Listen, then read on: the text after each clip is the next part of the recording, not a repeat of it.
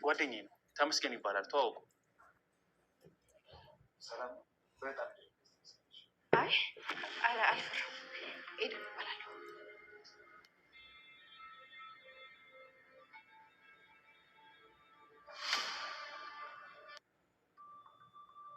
እሺ፣ እየወጣሽ ነው? አዎ እየወጣሁ ነው። ግባ ተመስገን።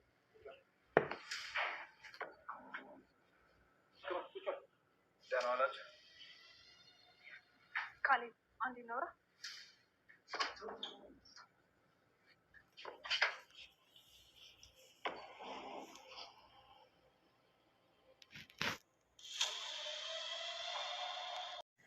ሰላም ውድና የተከበራችሁ ቤተሰብ እንደምን አላችሁ? እንግዲህ ትሁት ክፍል 56 ይዤ ቀርብ ያለው ማለት ነው። ትሁት እንግዲህ ባለፈው የመኪና አደጋ ደርሶባት ነበረ። ሐኪም ቤት ገብታ ከሐኪም ቤት ወጥታለች።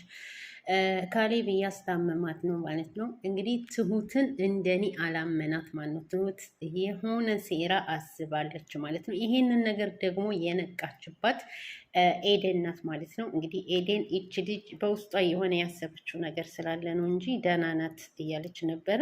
መንቀሳቀስም ሆነ መናገር እንደማትችል አስመስላ እያነሷት እያጎረሷት እየበላች ምናምን ነው ማለት ነው። ይህንን ደግሞ ኤደን ነቅታለች ማለት ነው። ኤደን እንግዲህ ይቺ ልጅ ተንኮሏን ነው እያለች ነው።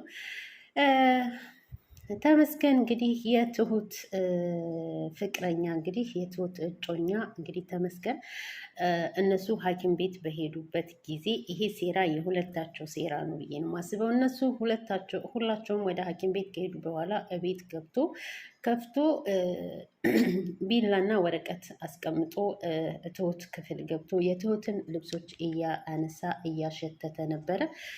በዛም መካከል ነው እንግዲህ ምግብ ምናምን ልትወስድ ስትመጣ ትሁት ከክላሷ ሲወጣና ልብሷን ይዞ ሲወጣ ያየችው ማለት ነው። ያገኘችው ትሁትም እጅግ በጣም ነበረ ማለት ነው የደነገጠችው የጮኸችውም።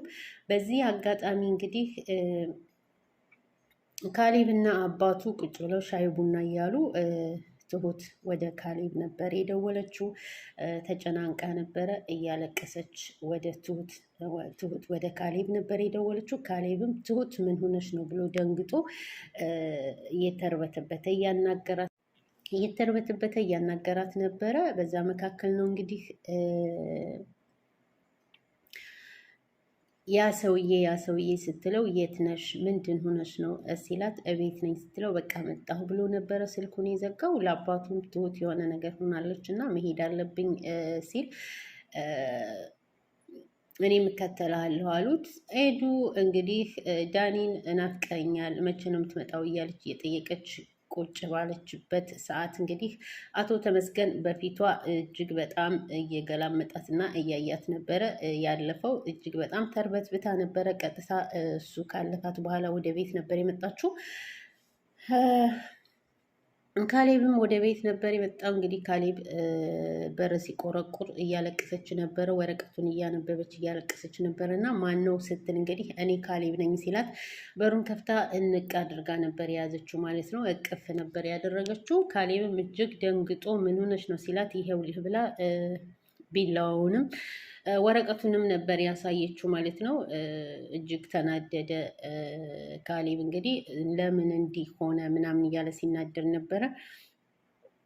ይሄ ሰውዬ እንደዚህ ካደረገ ክፍሌ ድረስ ገብቶ ይህንን ካደረገ እጅግ በጣም ቅርባችን ነው ስትለው እኛም እንቀርበዋለን ነበር ያላት ማለት ነው። እንዴት አድርገህ ስትለው እንግዲህ እኛም ጓደኛ እንሆናለን በቃ ምናምን ብሎ ቀጥታ ወደ ተመስገን ነበር የደወለው ማለት ነው። አቶ ተመስገን እንግዲህ ካሌብን እንዴት ነህ ደህና ነህ ወይ ምናምን ካለ በኋላ የሚገናኙበት ተቀጣጥረው ተገናኝተው ነበረ። እንግዲህ በዛ መካከል ኤዱ ወደ ቤት ካሌብ ከወጣ በኋላ ኤዱ ወደ ቤት ከመጣች በኋላ ትሁትን ቲና እንደዚህ የሆነችው አሟት ሳይሆን ተንኮሏ ነው ስትላት ትሁት ልታዳምጣት አልቻለችም። ኧረ ፈጣሪም ፍሪ ነበር ያለቻት። ሰው ያጨደውን ነው የዘራውን ነው የሚያገኘው ነበረ ቲና ያለቻት። እንደዚህ በመሆንሽ ይሄ ራሱ ያንስሻል፣ ያናድርሽኝ ወደዚህ መሆንሽ ሳይሆን ወደዚህ ቤት ተመልሰሽ መምጣትሽ ነበር ያለቻት ቲናን ማለት ነው።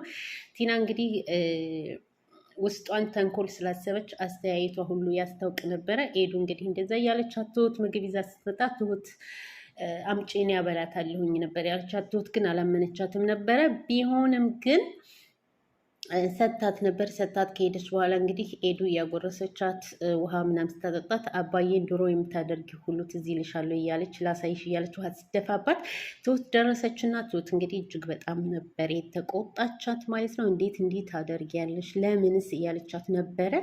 እሷ ደግሞ አይ አባዬ ላይ ያደረገችውን ነገር ላስታውሳት ብዬ ነው እንጂ ለሌላም አይደል እያለቻት ነበረ ትሁትን ማለት ነው። ካሌብና እንግዲህ አቶ ተመስገን የትሁት እጮኛ ስለ ኑሮ ስለምናምን እያወሩ ነበረ። ትዳር አለ ሆይ ቤተሰብ አለ ሆይ ምናምን እያሉ አቶ ተመስገንን የጠይቀው ነበረ። አይ ትዳር የለኝም፣ ግን አንዲት እጅግ በጣም የምወዳት ልጅ አለች፣ እሷ ደግሞ እጅግ በጣም የምትጠላኝ እያለ ታሪኩን እየነገረው ነበር። እንዴት እንዲህ ይሆናል? አንተ እጅግ በጣም እስከ ጥግ እየወደድካት እንዴት ትጠላሃለች? እያለው ነበረ። እንግዲህ ፍቹን ምን አደረስከው ብሎ ሲጠይቀው ካሌብ ደነገጠና ፍች ነበር ያለው። አዎ ሲለው አይ ፍቹን ትንሽ አዘግቸዋለሁኝ፣ ባለቤቴ የመኪና አደጋ ደርሶባት